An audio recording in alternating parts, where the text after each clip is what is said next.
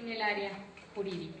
Como lo vieron en el primer día, en la inauguración, el doctor Moreno Collado, hizo hincapié precisamente de esta importancia que se va teniendo de la educación.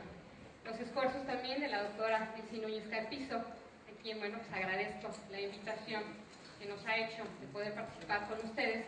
Creo que ha sido muy importante. Año tras año se han tocado diversos temas, moda, cine, unos otros aspectos, que hemos visto han dejado huella en todos los alumnos, a que posteriormente ustedes se acercan al seminario, hacen sus trabajos. Ahora hay una invitación inclusive para el manejo del logotipo, es decir, aquello donde ustedes pueden participar en diversas áreas.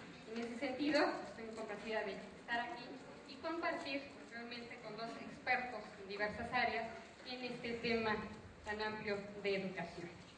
En primera instancia vamos a tener al licenciado José Iniesta, ingeniero, tenemos ahí, perfecto, bueno. Al ingeniero José Iniesta, sí nos va a hablar precisamente del primer tema, sobre medios y plataformas interactivas de educación, cine y videojuegos, a los cuales todos en algún momento hemos estado ahí involucrados. Bueno, pues vamos a ver qué importancia y también el sentido positivo que podemos ver a esto en su momento. Bueno, ya nos dirá en algún aspecto también negativo. Licenciado José Iniesta, bueno, tiene un amplio currículum. Vamos a tratar de encontrar los puntos básicos. Tiene una gran experiencia en el medio. Vamos a decir quizá lo más relevante. Es licenciado en Ingeniería Electrónica y Programación por la Universidad de Texas en Austin. Está certificado de Administración Logística por la University of North Dallas. Maestría en Derecho Humano por la Universidad Iberoamericana. Maestría en Administración de Empresas, graduado en Altos Honores por la Thunderbird The American Graduate School of International Management. Cuenta con una amplia experiencia profesional. Actualmente se desempeña como director general en Arctic, empresa dedicada a la profesionalización del sector audiovisual y multimedia de México, a través de plataformas de vinculación, capacitación y formación, articulación de modos creativos y producción de contenidos digitales, audiovisuales e interactivos. Director general de Flowry Coaching and Consulting, consultor para desarrollar equipos de trabajo de alto desempeño en diversas organizaciones, desde diagnóstico hasta capacitación y mediación de resultados, encargado de implementar estrategias en empresas de diversos sectores, turístico, educativo y de consumo. Es creador y articulador del primer festival de animación en efectos visuales y videojuegos de la Ciudad de México, en Chroma Fest, socio de México y Oriente Trading Company, promueve la inversión china en México.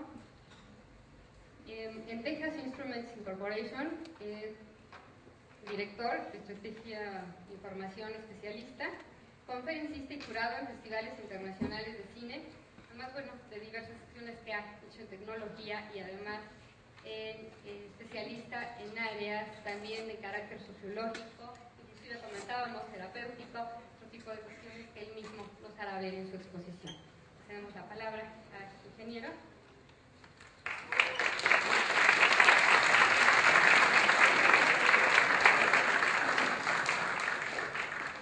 Primeramente quiero comentarles que no se dejen impresionar por este currículum. La verdad es que no hay educación, no hay saber humano o experiencia que pueda dar todas las herramientas que necesitamos para vivir. Y así me ha pasado. Desde mi formación académica siempre he estado estudiando lo que he necesitado en el momento de la vida, que de pronto me apasiona. La realidad es que amo el cine, amo el arte, amo la tecnología, amo los videojuegos, amo la animación, pero ni hago cine, ni hago animación, ni hago videojuegos. Entonces, a partir de lo que soy bueno, lo que tengo talento, trato de vincularme con esas áreas que me apasionan. Y es desde ahí, desde donde vengo a platicarles, desde lo mucho que he estudiado y la experiencia que he tenido en esos ámbitos. Y bueno, otra cosa que quiero comentarles es de que, hablando de educación, que es un tema tan relevante, creo que no hay institución que pueda garantizar que va a darte lo que vas a necesitar en la vida. Ni la familia como institución, ni las escuelas como institución, ni los centros de desarrollo e investigación. Las herramientas que vamos incorporando en nuestra vida tenemos que ir buscando cada uno de nosotros y utilizar esas instituciones como un simple medio para obtener conocimiento que nos es relevante. De hecho, voy a puntualizar un poco más en unos minutos. decirles es estos espacios que se abren en la UNAM. Ustedes están en la carrera de Derecho y sin embargo tengo yo un ajeno a todo lo que son las leyes, que de pronto ni siquiera puedo leer los contratos porque me parecen larguísimos, ni siquiera entiendo el lenguaje jurídico. Entonces me parece relevante que me abran las puertas para que les venga a platicar un poco de mi experiencia y ustedes también puedan pues, aprender de otros contextos, de otros entornos, que puedan nutrir su carrera, nutrir su formación a partir de la visión que otras personas tenemos de la misma realidad que comparten. Y bueno, quisiera empezar precisamente hablando de esto, de los contextos que vivimos. ¿Cuál es el contexto que vivimos el día de hoy? Pues un contexto de crisis. Digo, salvo su mejor opinión o que vivan en Disneylandia o que nada más vean algún canal de animación para niños, existe una crisis en el mundo, una crisis energética, una crisis climatológica, una crisis social, una crisis económica. Y bueno, no quiero ser pesimista ni mucho menos, pero es una realidad que vivimos.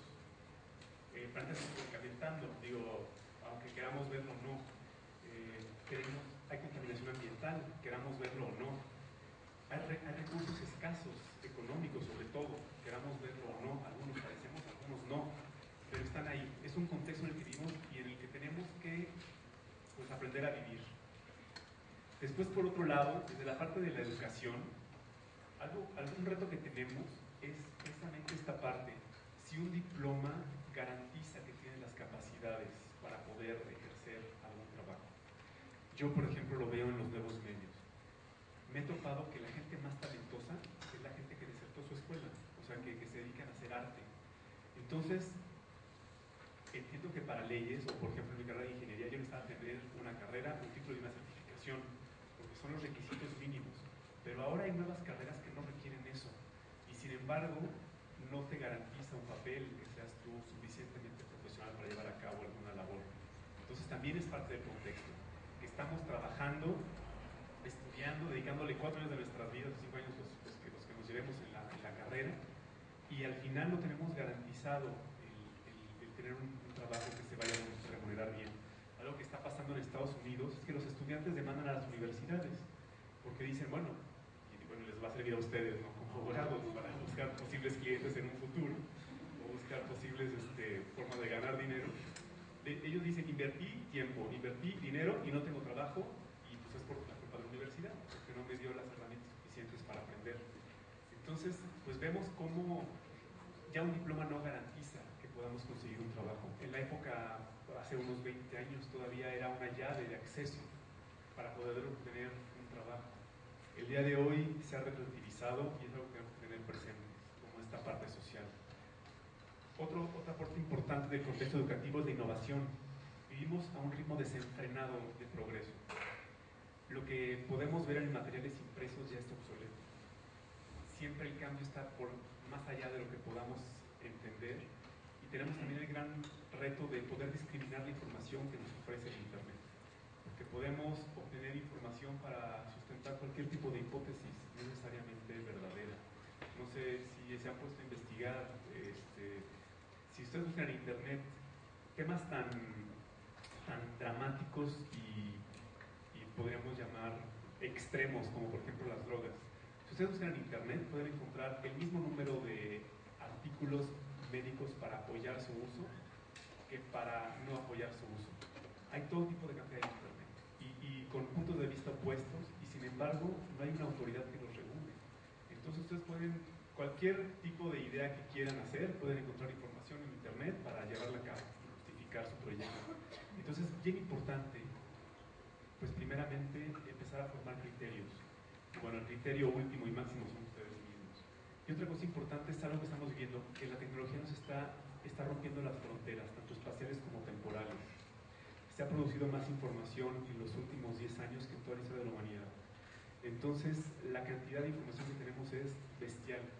Y es por eso que es tan importante empezar a formarnos un criterio y poder también incorporar las fronteras. Ahora, en la parte educativa, es lo que les estaba diciendo, está demasiada información que está en línea, que es gratuita, y que lo que llegamos a aprender en instituciones, ya sea la familia es una institución que todavía tiene unos valores y unas ideas de la época victoriana del siglo XVIII, y y ahora estamos viviendo con familias reconstituidas, donde los hermanos ya no son hermanos biológicos, donde tu papá no es un papá biológico, donde de pronto tienes dos papás masculinos, etc. Entonces estamos viendo con también nuevos esquemas de familias que están cambiando. Otra cosa importante de lo que está pasando con la tecnología de los nuevos medios en el contexto es de que a lo mejor están aquí, me están escuchando, pero están con su Facebook, con su Twitter, con sus celulares. Entonces realmente no están aquí, están en otro lado. Y por eso están perdiendo este momento, de estar escuchando las palabras o las ideas o lo que pueda ayudarles desde mi humilde punto de vista y desde la humilde realidad que he vivido. Algo que estaba comentando al principio de la conferencia es de que yo ya me siento obsoleto en términos de nuevas tecnologías y de videojuegos. Lo que pudiera decirles yo a ustedes, pues ya seguramente lo saben, ya lo aprendieron, ya los videojuegos el día de hoy están cambiando continuamente. Antes teníamos videojuegos de consola, ahora están evolucionando hacia las plataformas de dispositivos móviles. Y de hecho, hacia allá va a ser la evolución. El mercado se va a multiplicar por 100 en los próximos 4 años en dispositivos móviles. Entonces, lo que yo les pueda decir ahorita va a estar obsoleto en los próximos 2 años. Entonces, todo lo que yo diga no lo apunten, no consideren que va a ser la ley. Más bien, estén abiertos para observar el entorno, investiguen y juzguen bajo su propio criterio. Ahora, otra cosa que está cambiando es también de que en el pasado siempre se tomaban las decisiones desde el punto central, a nivel político, desde la capital, a nivel familiar, el padre o la madre. Todo eso está cambiando. Ahora ya los hijos deciden, y si no los hijos son los choferes o las muchachas o no sé, los maestros tienen injerencia en el núcleo familiar. Entonces todo eso habla de una evolución en el sistema familiar.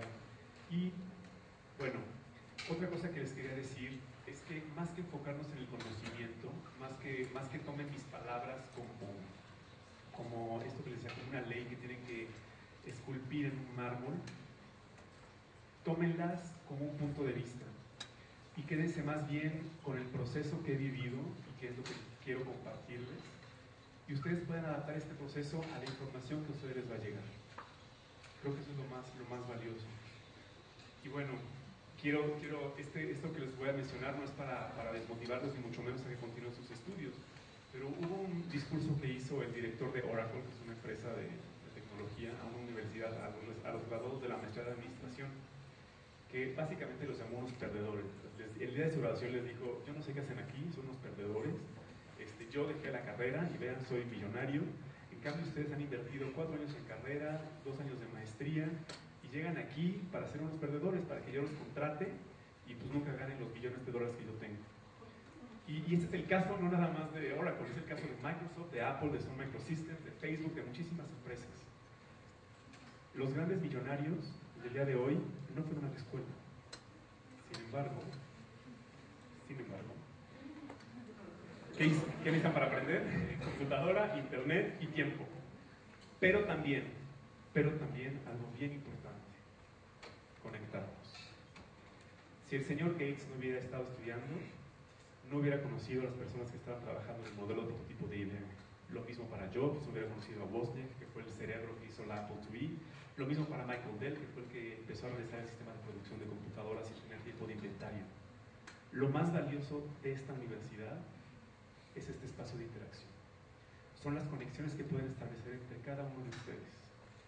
Es la oportunidad que tiene esta universidad de permitirme venir a hablar de otro punto de vista. Eso es lo valioso de la escuela.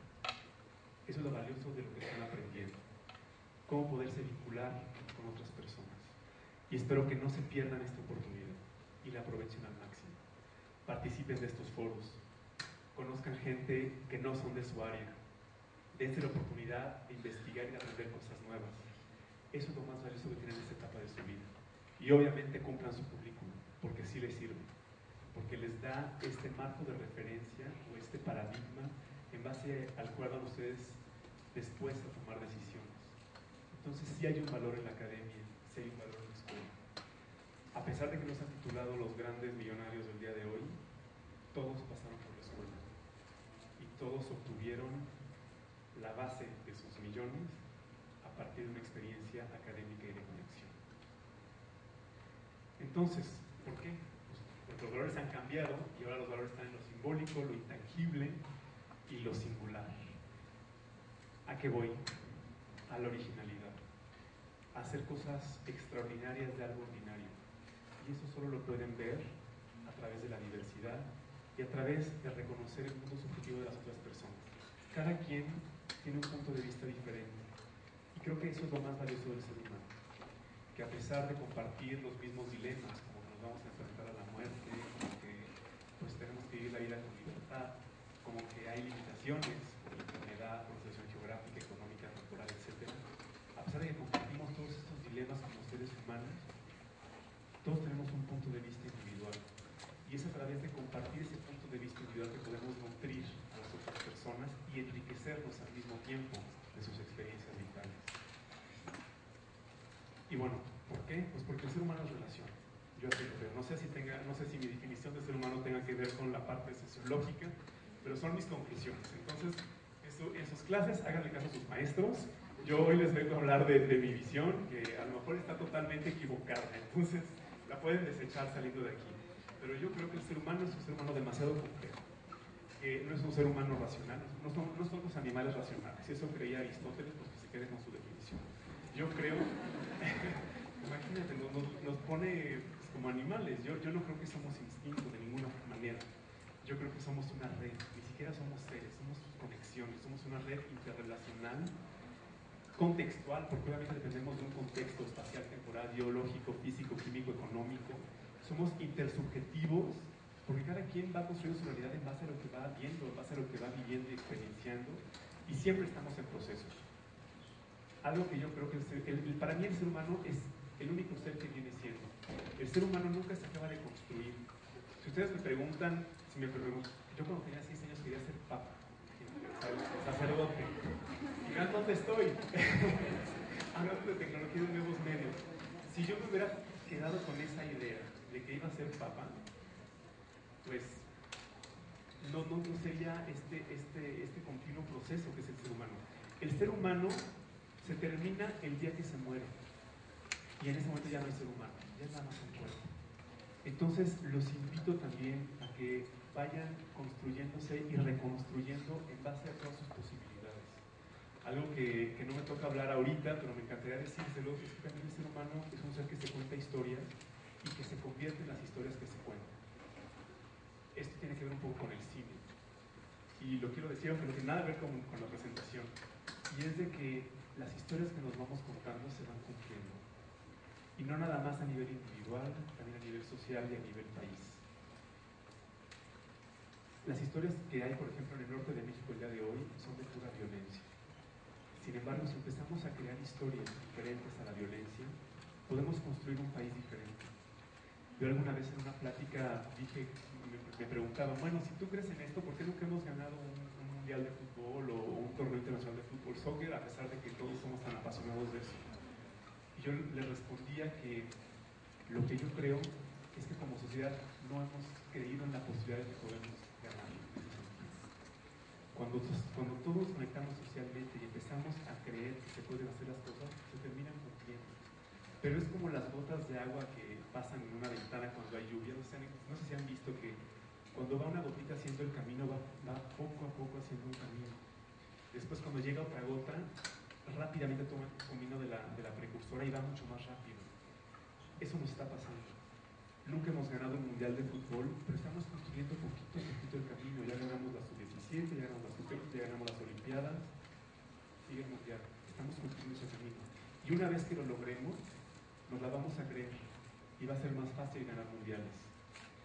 Y esto lo platico desde el ámbito deportivo, pero me gustaría que se lo llevaran a su ámbito personal. Ustedes pueden lograr lo que se propongan.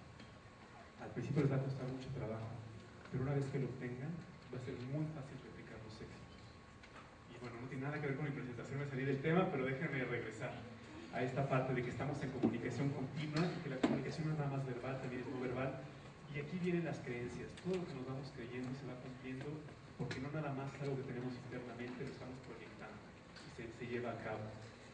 Y esta parte de las conexiones neuronales es lo que les hablaba de esta gotita de algo que va cayendo. Cuando realizamos la conexión neuronal es cuando se llega al objetivo.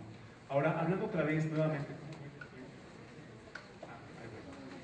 quiero comentarles Esa es una pregunta al público y me gustaría ver sus manos, porque quiero hablar un poco del ser humano en relación y justificarlo. Me gustaría que me dijeran quién cree que Superman es un superhéroe más interesante que Batman. ¿Quién cree que Superman es más interesante? Levante su mano. Bueno, no sé, ¿alguien sabe quién es Superman? Ya estoy obsoletísimo. Ok, a ver, ¿quién cree que Batman es más interesante que Superman? Efectivamente. Me gustaría que me dieran razones. ¿Tienen alguna razón? A ver, algún valiente que... A ver, ¿por qué no? Porque no tiene su ojo, porque es más humano. Efectivamente, muchas gracias. ¿Alguien más levantó la mano? ¿Sí? Exactamente, utiliza los recursos del medio. ¿Alguien más? Sí. Bueno, claro, porque dispone de sus recursos para conseguir herramientas. Bueno, yo les voy a ofrecer una postura diferente de por qué creo que Superman, por qué creo que Batman es más interesante que Superman, y eso tiene que ver con los enemigos. ¿Me pueden nombrar los enemigos de Superman? Son pocos. Es Lex Luthor, Bizarro, Doomsday, el que lo mata en el cómic. Son muy pocos. Ya no hay cómics, lo siento, pero bueno.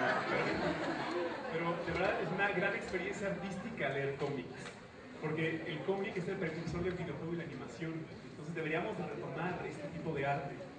En cambio, Batman tiene muchísimos enemigos. Y si se dan cuenta, los enemigos de Batman son mucho más poderosos que él. Y Batman siempre se está enfrentando a seres totalmente desquiciados que le van a ganar y por alguna razón milagrosa termina ganando y imponiéndose. Pero para mí eso es lo que también hace más interesante a Batman. Sumando a todo lo que ustedes dicen, que es más humano, se parece más a nosotros, que es algo bien relevante. Porque también es en esta parte de identificación, es por eso que es tan importante, ahorita ya voy a entrar al tema de los videojuegos y animación, pero por eso son tan importantes los videojuegos y animación. Porque al presentarnos personajes icónicos, nosotros nos convertimos en ellos durante el videojuego. Y a través de los aprendizajes del personaje estamos aprendiendo nosotros también en nuestra vida.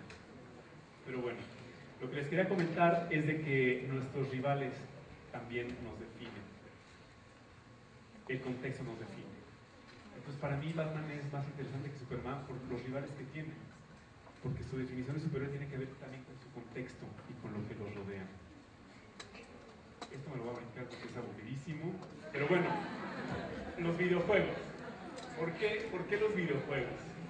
Pues porque son herramientas de aprendizaje.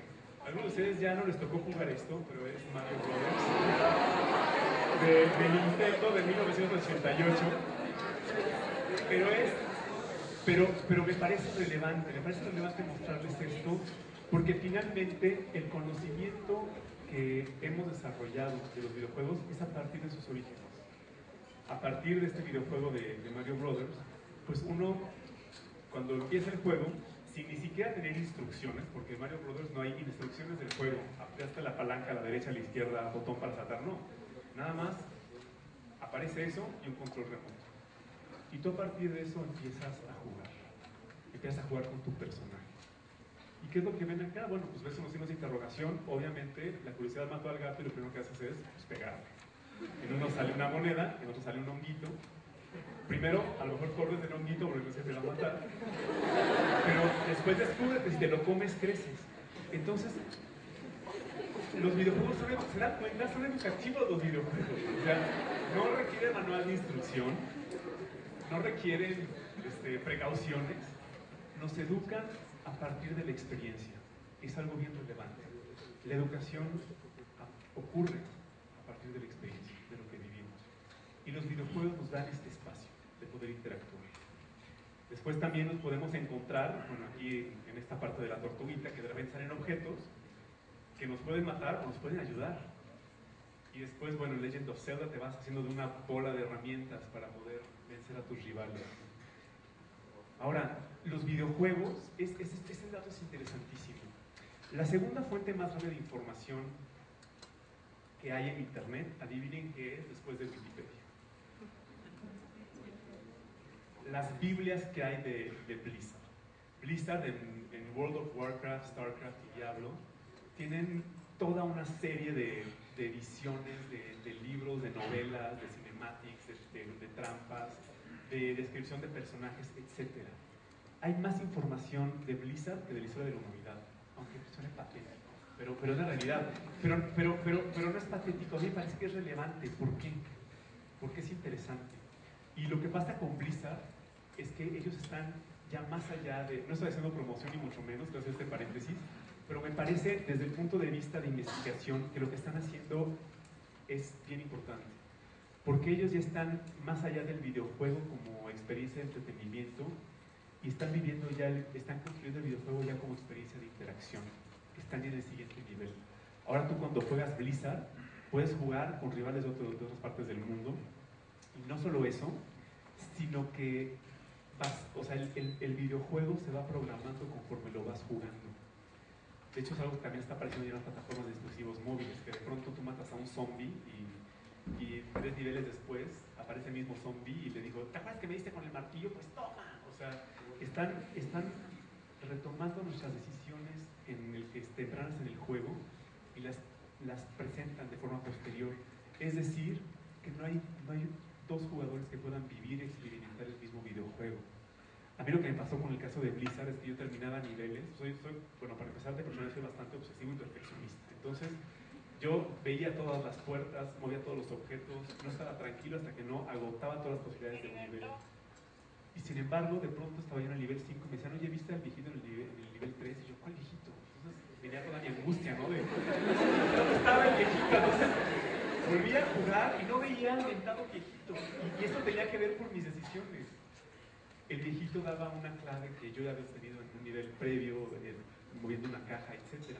Pero esto es relevante porque ya los videojuegos también empiezan a ser interactivos. Y algo que está también pasando con los videojuegos es que se están convirtiendo en plataformas transmediáticas. Ahora el conocimiento está difundido y enriquecido a partir de diferentes plataformas. Ahora tenemos cine, largometrajes, que después se convierten en series animadas, que después se convierten en videojuegos, que después se convierten en portales de internet, que después se convierten en esta parte de Wiki Blizzard, con toda la información que está ocurriendo detrás de las cámaras, que a veces nos perdemos, y se está convirtiendo en una fuente de conocimiento que enriquece de diferentes plataformas. Otra cosa importante es de que el texto se está convirtiendo en un lenguaje privilegiado. Ahorita todo es audiovisual. Sin embargo, las palabras que se están diciendo en los videojuegos son claves. De hecho, lo vemos con Twitter. En Twitter nada más tenemos 120 caracteres para poder expresar toda una historia. Entonces, cada vez tenemos que formular mejor lo que queremos comunicar al mundo y comunicarnos a nosotros mismos finalmente. Entonces, está cambiando también nuestra concepción del lenguaje a partir de los videojuegos. Y bueno, otra cosa importante de los videojuegos es de que son herramientas que te vinculan, te incorporan y te apasionan inmediatamente. Y es por eso que, por ejemplo, hay una empresa mexicana que se llama Innova, que se está encargando de educar a los indígenas, a las personas de escasos recursos, de clases elementales, ¿no? Español, matemáticas, inglés. Y lo hacen a partir de juegos. A las poblaciones mayas, por ejemplo, de Guatemala, les enseñan a hablar español a partir de juegos. Entonces, nos capturan nuestra atención, y como tiene que ver con esta parte de experimentar, pues es que son pues tan divertidos para hacerlo. Ahora, ¿de qué se tratan los videojuegos? Pues primero de enfrentarte a un rival o a una situación reto. A partir de este rival que es más grande que nosotros o más poderoso que nosotros, pues van apareciendo herramientas, van apareciendo personas que te dan consejos, y vas acumulando una serie de experiencias o destrezas para poder vencer a este rival finalmente, y al final terminas siendo un mejor personaje o un mejor carácter. Yo a veces me pregunto si no se trata la vida también de eso. Dentro del videojuego me parece que está inmersa la dinámica de la vida. Nos enfrentamos a retos en la vida cotidiana, tenemos que adquirir herramientas, una de ellas es la educación. Tenemos que recibir consejos de las personas que tienen que ver con la conexión de las que les hablaba anteriormente. Y al final vencemos el reto y somos mejores personas. Entonces estamos viendo cómo los videojuegos están reflejando un poco lo que es la vida, pero lo hacen de una forma pues muy protegida. Podemos aprender a vivir la vida a través de los juegos sin correr los riesgos que ocurren en la vida. Otra cosa importante es que en el videojuego vamos aprendiendo reglas y después podemos cambiarlas, pero siempre en un ámbito protegido. En la vida, si tú cambias las reglas, a veces te enfrentas, te topas con la autoridad o con cosas que no te permiten cambiar las reglas. Pero también son una posibilidad. Alguien me dijo una vez que la clave para poder ir pasando los niveles de los juegos es aprenderte las reglas, porque entonces puedes maximizar tus potenciales y recursos. Bueno, también eso aplica a la vida. El sistema legal nos pone ciertas reglas, pero tenemos una cantidad de flexibilidad para movernos entre estos límites impresionante, pero hay que conocerlos para poder saber qué se puede y qué no se puede, y bueno, transformarnos y transformar la sociedad a partir de eso. Y bueno, favorecen la experimentación. Ahora, también dentro de los videojuegos se nos presentan 7 tipos de conflictos, que es el ser humano contra la naturaleza, el ser humano contra otro ser humano, el ser humano contra los accidentales, el ser humano contra máquinas, tecnología, el ser humano contra lo sobrenatural, el ser humano contra sí mismo, o el ser humano contra Dios o la religión. Y estos mismos conflictos o dilemas que vemos en los videojuegos, me parece que son conflictos o dilemas que enfrentamos como seres humanos. Entonces yo sí veo que los videojuegos pueden enseñar mucho más que la simple interacción o el entretenimiento. Y otra cosa que me encanta de los videojuegos es esta parte del camino del héroe, que los invito a que lo busquen, el camino del héroe. Joe Campbell, Sabida Campbell, el señor que hizo este estudio, habla de cómo el héroe se transforma, y esto lo podemos ver por ejemplo en películas como Matrix, de cómo el héroe pues, tiene un punto de partida, una llamada a la aventura, que obviamente viene aunado con negación de que no quiere aventarse al reto, pero entonces viene a la ayuda divina, la inspiración, toma la decisión y abandona lo conocido. Después viene un proceso de iniciación, hay pruebas, retos, después te encuentras con tu inspiración, después viene la tentación, viene la confrontación con la seguridad, la muerte, y hay un área de renacimiento. Y después generalmente siempre hay un regreso a la casa, un regreso al origen, pero transformado. Y bueno, aparece la duda del retorno, la odisea del regreso, el rescate, cruzar la frontera y llegar al mundo anterior siendo un mundo en otro, que te convierte en un mundo, un héroe en dos mundos. Y esto es algo que ahora lo vemos en los videojuegos, pero que ha estado plasmado en las diferentes áreas del saber humano. La literatura griega, a pesar de sus tragedias, también nos dio libros como la Ilíada, la Odisea, que hablan de este camino del héroe. También la tradición hindú, como su Mahabharata, todas las tradiciones nos han hablado de este camino del héroe. A lo que voy es que es algo que es inherentemente humano, esto. Los videojuegos, lo único que son el medio para transmitir este mensaje.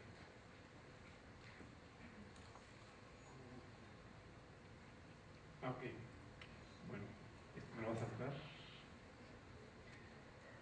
Y bueno, quiero, nada más para terminar, quiero darles como lo que yo considero que son las herramientas que tienen a su disposición, pues para poder construirse lo que cada uno de ustedes quiera construirse. Y esto es a partir de mi experiencia con videojuegos y dispositivos móviles, nuevas tecnologías y mi experiencia de la vida, de vida. Pero creo que les puede ser relevante. Primeramente es tener una visión positiva de sí mismos, tener una visión constructiva. Después también ser flexibles, que si no llegan a su objetivo por alguna razón, sean capaces de cambiar el rumbo, de cambiar de decisiones. Yo me acuerdo que, por ejemplo, en mi carrera, yo estudié ingeniería electrónica y ingeniería electrónica y sistemas computacionales, y estaba yo maravillado con mi carrera hasta el último semestre. Cuando yo llegué a mi último semestre de la carrera, a la hora de estar platicando con el asesor de la carrera, me da unas llaves. ¿Y esas llaves para qué? Ah, pues porque es tu último semestre y aquí en la universidad les damos un cubículo a todos los estudiantes de último semestre, y tienes teléfono, tienes sofá, tienes refrigerador, tienes computadora, tienes material de laboratorio. Y yo dije, oye, padrísimo, o sea, pues ahí a lo mejor pues debería de vivir aquí, ya dejo de pagar renta. Y literal fue lo que pasó. Yo no salía del mentado edificio por andar haciendo proyectos y desarrollo de lo que iba a ser mi carrera. Y en ese momento dije, Dios mío, estoy en la carrera equivocada.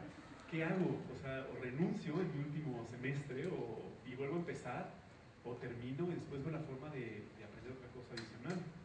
Y eso fue lo que decidí hacer, terminar la carrera sufriendo horriblemente, ya sin dormir, entrando ya a grados de alcoholismo impresionantes, porque era la única forma que tenía de descargar la presión.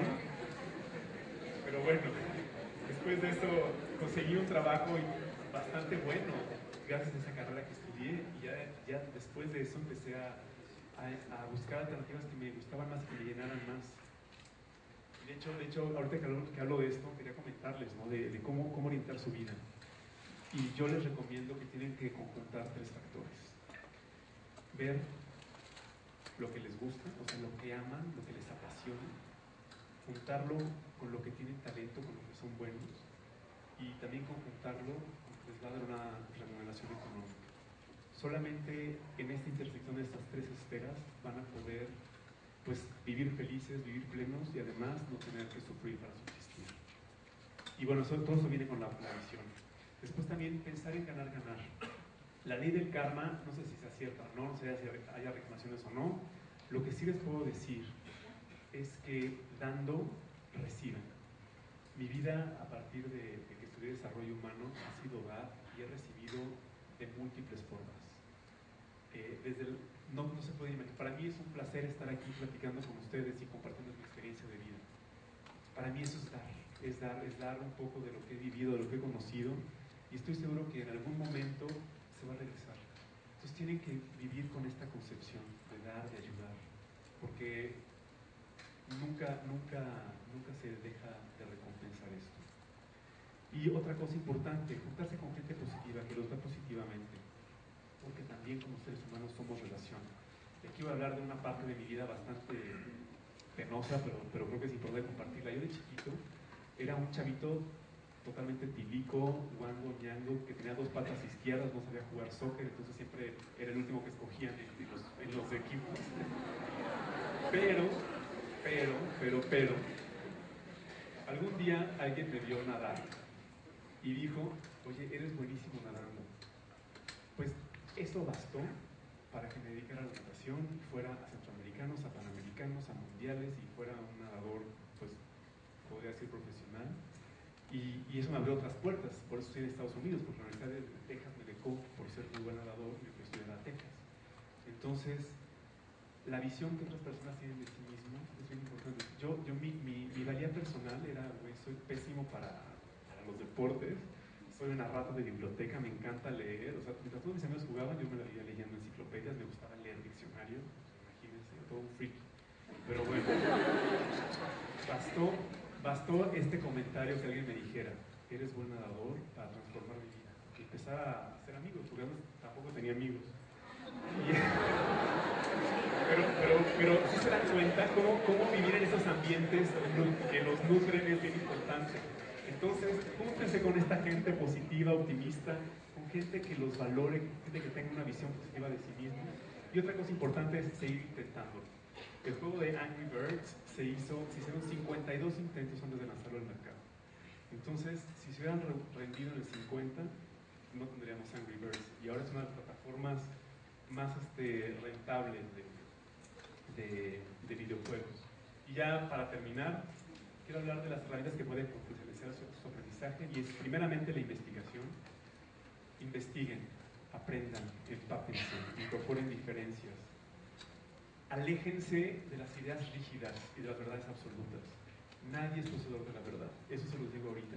Y si alguien es un líder mesiánico y les dice que ellos tienen la verdad, están mintiendo o están suficientemente ciegos para ver que nadie tiene la verdad.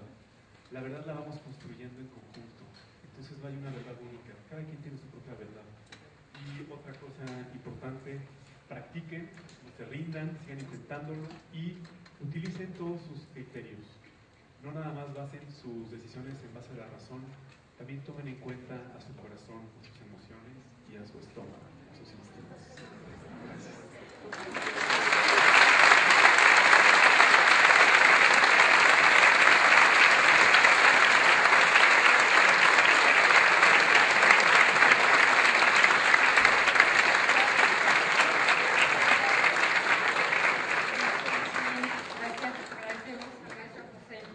esta tan interesante participación, en la cual nos hace ver precisamente que algo muy valioso, lo importante de la vida. Si bien hay que estudiar, si bien hay que formarnos, a veces, y esto es muy cierto, en derecho somos un poco rígidos, un poco estructurales, y quizá hay que romperlo. Creo que además en esta etapa, en esta era, ya no es esa visión que teníamos tan cerrada. Nos hemos abierto efectivamente a posturas, lo que digo, más abiertas, quizá enfrentarnos a otros retos. Estas mismas participaciones ya no solamente son esas conferencias estructurales de qué nos dice la ley. Lo hemos visto, la ley también cambia. ¿Y cambia en función de qué? De ustedes mismos. Creo que es muy importante este constructivismo, estar hablando precisamente de construir, reconstruir. Lo que no está bien lo podemos cambiar, podemos seguir creciendo. Y seguir creciendo no bajo parámetros de aquello que nos han dado en este Ministerio de Educación, es decir, transmitir los conocimientos de generaciones adultas a generaciones jóvenes. Creo que también nos abrimos a esquemas de construir el conocimiento, no solamente por las generaciones adultas, que literalmente pudiéramos verlo así, creo que se refería mucho más allá de Durkheim, sin embargo verlo desde la perspectiva que todos aprendemos constantemente día a día. Aquí estamos aprendiendo, aquí nos llevamos semillas muy importantes, ¿por qué no crear inclusive en un esquema tan rígido como pudiera ser el derecho, pues estos videojuegos de los que estamos hablando, para crear un aprendizaje?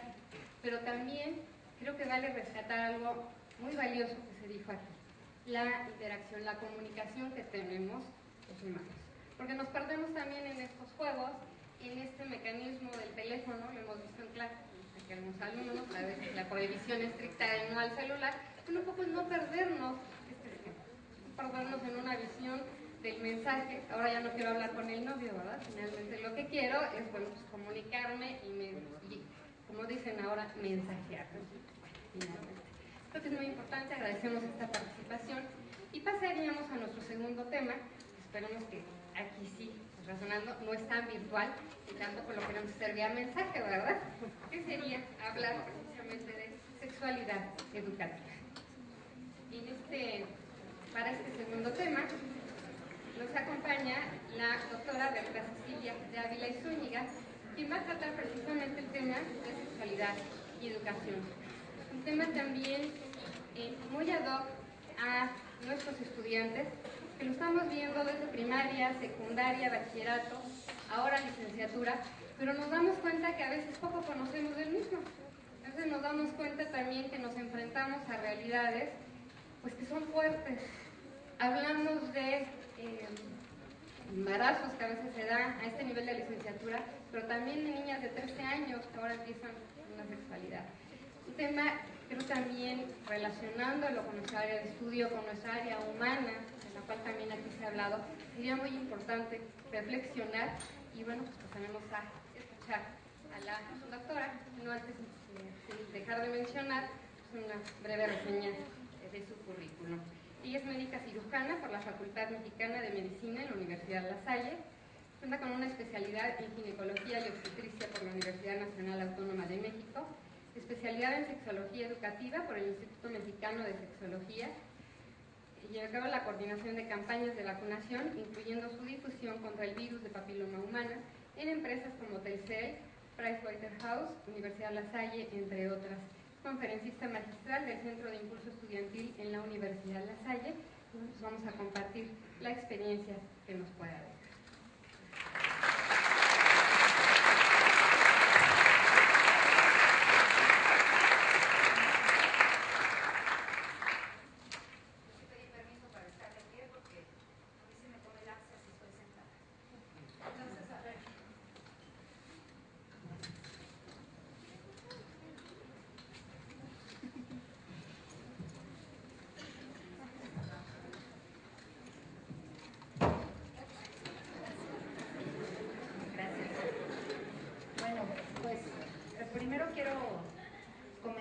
Que estoy realmente feliz de estar aquí, me encanta hablar ante los jóvenes y además estoy feliz doblemente porque José abrió estas pláticas y bueno, así como por acá se escucharon el ¿no? Realmente creo que fue como tocar algunos puntos que a veces no se hablan en auditorios como estos y pues para mí fue lo que yo necesitaba para que todos ustedes tuvieran esa sensibilidad y pudiéramos hablar de este tema, ¿no?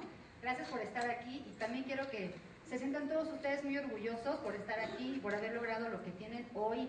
Están empezando, pero siéntanse de verdad muy orgullosos. Yo recuerdo cuando estaba yo en mi primer día de la carrera, ¿no? Realmente me sentía muy orgullosa, pero no me lo decían. Entonces siéntanse orgullosos y lógrenlo, ¿no? Y pregúntense hace rato, como les decía José, ¿no? Que decía, pues, ¿qué hago aquí si el millonario no estudió? ¿Qué diablos hago aquí perdiendo mi tiempo? Vamos a conseguir dinero. No, pregúntenselo. ¿Qué hacen aquí sentados? ¿Es realmente lo que quieren? Pregúntenselo, estudien, vean, investiguen, o sea, tómense el tiempo para verlo, chequen sus materias, ¿no? Y decídanlo. También se vale si un día dicen, no, ya no quiero ser abogado, quiero ser otra cosa, o quiero irme a poner un negocio, ¿no? Y ser millonario. También se vale, ¿no? Pero que el chiste es que ustedes realmente hagan lo que los haga felices. Quienes tenemos la fortuna de trabajar y ser felices trabajando, de verdad el dinero cae solito y además la satisfacción emocional con nada se paga, de verdad, chicos. Busquen lo que a ustedes les guste.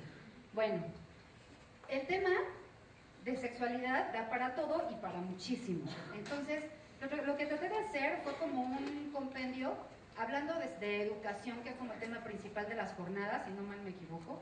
El tema de hablar de sexualidad siempre se dice, bien, vamos a hablar de sexualidad, vamos a ver sexo.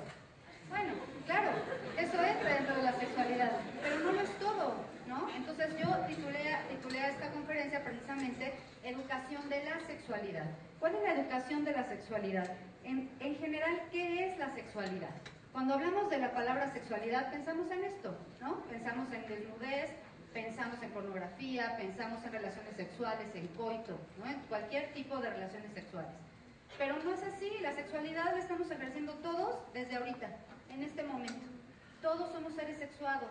Mi sexualidad es cómo me veo, cómo hablo, qué digo, cómo te miro, cómo te escucho, cómo me saludas, cómo te digo buenos días. Eso es la sexualidad. Somos seres sexuados desde que nacemos. Y en ese momento,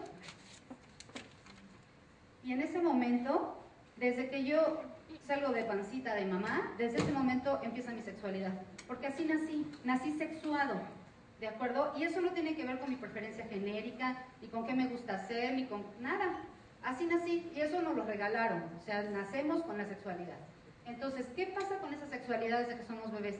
Pues es intervenida o es apoyada, como quieran llamarlo, por todos los factores que tenemos externos. La religión en la que crecemos, nuestros padres, la moral que nos dan, ¿no? Nuestros amigos, la sociedad en la que vivimos, las costumbres que tenemos. No es lo mismo la sexualidad que se puede hablar aquí en la Ciudad de México que la que hablan en una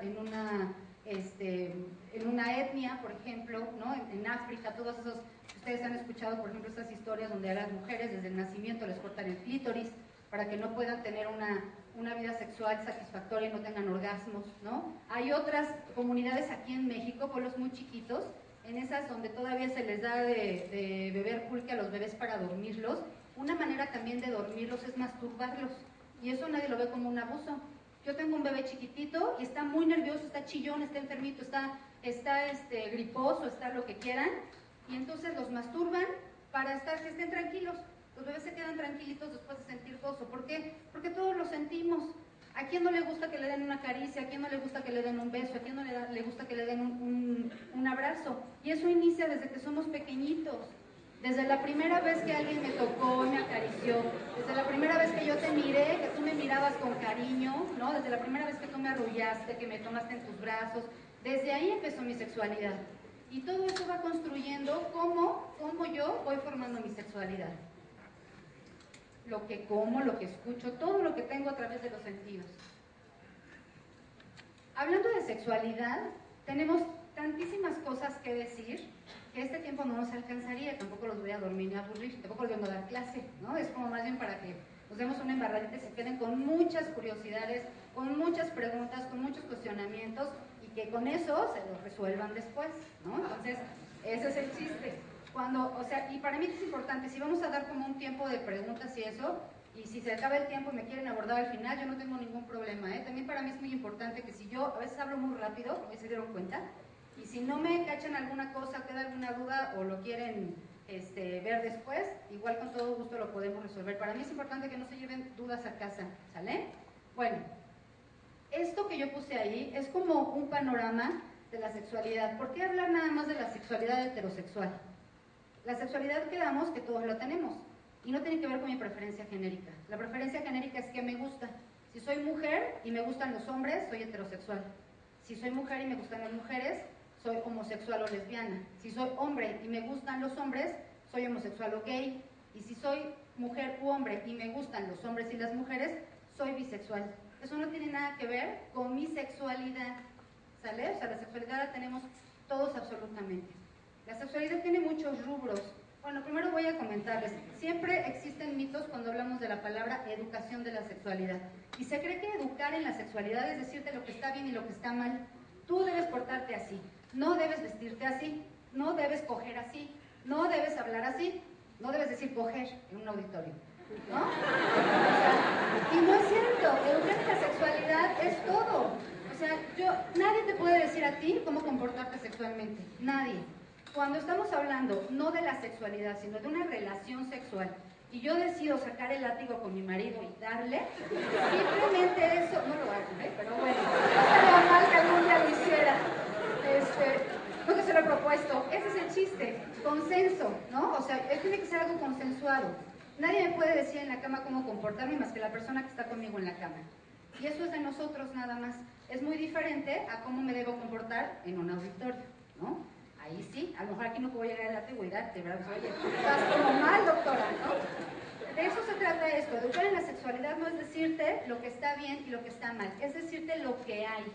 ¿Qué hay? ¿Qué tienes? Hablando de todo, de prevención, estamos hablando de todo eso, hablar de prevención, hablar de los riesgos, hablar de qué, hasta dónde llegar y cómo llegar, y que tú tengas como un camino trazado, que digas, ok, este puede ser un camino, lo tomo o no lo tomo. Pero nadie puede decirte qué está bien o qué está mal. Cuando nosotros estudiamos la maestría de sexualidad, lo primero que se nos dijo es que teníamos que borrar de nuestra cabeza y de nuestro diccionario, ese que leía José cuando era chico, que no existe la palabra normal. En sexualidad no hay normales ni anormales. Eso está prohibido decirlo para los sexólogos, porque eso es etiquetar a una persona. Es decirte, si eres anormal, pues estás mal, y si eres normal, pues estás bien. Entonces eso no existe en sexualidad. ¿Sale? ¿Qué pasa? Somos diferentes. Son cosas diversas, son cosas distintas. Y no por ser distinto, quiere decir que seas un anormal o un enfermo. ¿Sale? También si alguien quiere decir algo a medio, o se siente ofendido, o quiere reclamar, o lo que quiera, yo lo escucho, ¿eh? No tengo ningún problema con eso. La sexualidad en desarrollo es súper importante. Y si hablábamos desde que somos bebés, estamos en una sexualidad en desarrollo, en la adolescencia más, sobre todo en los adolescentes, un adecuado desarrollo de la sexualidad y libertad. No estoy hablando de libertad en que haga lo que quiera, en el sentido de que se le pueda dar la libertad de tener los conocimientos. Educar a un adolescente en la sexualidad le aporta autoestima, le aporta un estatus propio, una autocrítica, un sentido de identidad, autonomía.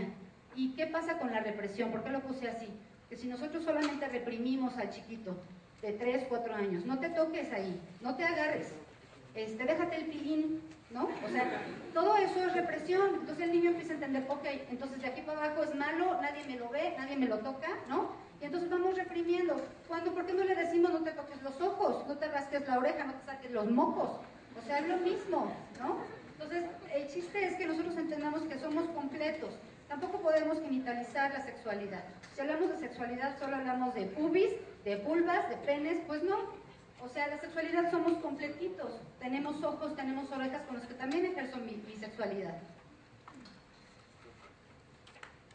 ¿Cuáles son las realidades de educar en la sexualidad? La primera es informar, lo que yo les decía. Hace años, y me incluyo en esos años cuando mis papás estaban educándonos a nosotras, nadie nos hablaba de esto, ni en la escuela, ni en nuestras familias. Y era una cosa porque así lo habían aprendido tampoco. Si a mí no me lo hablaron, pues tampoco se lo hablaron a ellos. Pero ahora se ha encontrado que si nosotros hablamos de sexualidad con los chicos desde muy pequeñitos, y les enseñamos que pilín no se llama pilín, se llama pene, porque esto no se llama bola, se llama ojo, ¿no? Es lo mismo. Entonces, desde ahí los niños van educándose y van entendiendo que esas partes que son sus órganos pélvicos externos o sus genitales son parte de su organismo y sabrán cuidarlos y sabrán protegerlos y no estará vetado y no estará como nadie te los ve, eso es cierto, hay que enseñarlos, enseñarles que hay cosas que se hacen en privado, enseñarles que nadie debe tocarlos porque vamos a prevenir, eso es lo que tenemos que hacer. Si yo educo, ayudo a prevenir, si yo no doy información, entonces la gente no sabe lo que puede ser que tenga un riesgo, o sea, es decir, se ha visto que en los adolescentes se les habla mucho de no tener relaciones sexuales heterosexuales, porque se van a embarazar, se van a infectar, que porque el condón, que no sé qué. Pero hace mucho tiempo no se les hablaba de las relaciones homosexuales. Y entonces ellos veían mal tener relaciones, una muchacha, tener relaciones con un varón, porque mi mamá me dijo que no, pero puede tener relaciones con una amiga, y no lo veían mal. Y no quiere decir que esté mal, ninguna de las dos cosas está mal. Al final de cuentas, si es una decisión propia, iniciar una vida sexual, sea con una mujer o con un hombre, sea yo una mujer o un hombre, está bien, pero debe hacerse teniendo conciencia. Y el llegar a la conciencia nos los da la educación y nos los da la información. ¿Vale? Eso es lo que hay que prevenir. Ustedes como abogados van a enfrentarse en su carrera a muchísimas cosas que tienen que ver con los delitos sexuales. Y de verdad, cualquier asunto, digo yo, que soy hija de abogados, oigo cada historia que digo, por Dios, qué bien que yo no estoy enfrentando. Yo soy corazón de pollo y yo iría a ir a matar al que creo que es culpable, ¿no? Lejos de defender al inocente, voy y yo acabaré en la cárcel. Entonces, no. Eso es lo que hay que prevenir. ¿Con qué lo prevengo? Informando. Para eso es la información. Si yo te digo cómo se llaman tus partes de tu cuerpo, si yo te digo qué es lo que te puede dar a ti un riesgo, ¿verdad? ¿Dónde es la situación, lo clásico? Nadie te toque, ¿no? O sea, hay niños que lo tienen muy bien aprendidos. A mí me han llevado chiquitas al consultorio a revisar sus mamás y entonces le digo, de 5 o 6 años, oye, te voy a revisar porque tienen alguna comezón o algo. Te tienes que quitar tus calzoncitos y te voy a revisar. No, no me tocas. Muy bien, ¿no? Y yo las felicito y entonces hago que la mamá entre conmigo y le explicamos entre las dos, ¿no? Está perfecto. Pero de eso, a que ella también diga, no, yo tampoco me toco y esta parte no, o sea, es como llegar a un digamos, no llegar a los extremos, a una cosa equilibrada donde el niño o el adolescente sepa que él con su cuerpo puede hacer lo que él desee y que él tiene en su momento, cuando crece, la libertad de decidir que otra persona también comparta eso con él, que es cuando inician su vida sexual. Eso también hay que informarlo, ¿no? Ahora con la interrupción legal del embarazo hay muchísimos mitos todavía y hay todavía alguna satanización contra el aborto. No se trata de decir estoy a favor o en contra, esto está como lo que José decía hace rato, aunque no queramos hay contaminación ambiental y no es decir estoy a favor o estoy en contra, probablemente todos estemos en contra de la contaminación, pero en el tema del aborto en específico tengo que informar. Si yo me trago la idea de que no, yo estoy en contra del aborto, me parece fatal y yo no entro a la interrupción legal del embarazo, y llega una paciente conmigo a buscar información, por lo menos aunque yo no me dedique a interrupción del embarazo, y yo no la informo de manera adecuada, no la canalizo de manera adecuada, ella va a buscar otra forma y eso le puede costar la vida. Entonces hay que estar informados y ustedes como abogados van a tener enfrente de ustedes, son muy parecidos como los doctores, a toda clase de personas, a todo tipo de gente, con todo tipo de creencias, todo tipo de religiones, todo tipo de ideas que a lo mejor a ustedes no les parezcan, pero no porque no les parezcan, les van a cerrar la puerta en la cara, no les van a dar información. Ustedes también de alguna manera tienen que orientar. Y muchas veces sus clientes van a llegar con ustedes a pedir solamente eso, una orientación. Que no sé qué hacer, necesito que tú me digas. Y eso harán, ¿no? Y entonces ahí es donde a lo mejor me tengo que poner un poquito aparte lo que yo pienso, lo que a mí me parece o no, para darle servicio a la persona que está conmigo. ¿Qué onda con los métodos antifecundativos o anticonceptivos, como se llamaban antes? Lo que decía la maestra Norma hace rato sigue sorprendiendo. Todos sabemos que para no embarazarme, pues tengo que ponerme algo o tengo que ponerle algo a mi pareja. Y sin embargo me sigo embarazando. Todos sabemos que para no infectarme de SIDA, me tengo que poner un condón si soy varón o un condón femenino si soy mujer. Porque sé que si yo tomo chochos para no embarazarme, eso no me van a prevenir de SIDA. Y sigue habiendo infecciones por VIH, ¿no? Lo mismo con el papiloma, lo mismo con todo lo que ustedes quieran y manden de las infecciones de transmisión sexual. Pues, ¿qué pasa con los embarazos? ¿Por qué no seguimos embarazando? Porque seguimos siendo necias y necios, esa es la realidad. Porque no queremos ver lo que tenemos enfrente. Si yo ya sé que para no embarazarme tengo que usar un condón, ¿por qué no compro condones? Bueno, hasta los regalan en los centros de salud, ¿no? Y sigue sucediendo. Entonces, esto es como un recordatorio que tenemos muchísimas opciones para no embarazarnos. las pastillas de todos los días. Hay inyecciones súper cómodas que se ponen cada 3 meses, que nadie tiene por qué enterarse que yo me las estoy poniendo. Hay parches que se usan una vez a la semana. Un arito que es el que tiene las 2 manos, uno que hace un 8, ese es un anillo cervical, eso es de lo más nuevo que hay en anticoncepción, ya lo están sacando incluso en la tele, se llama Nubarrin.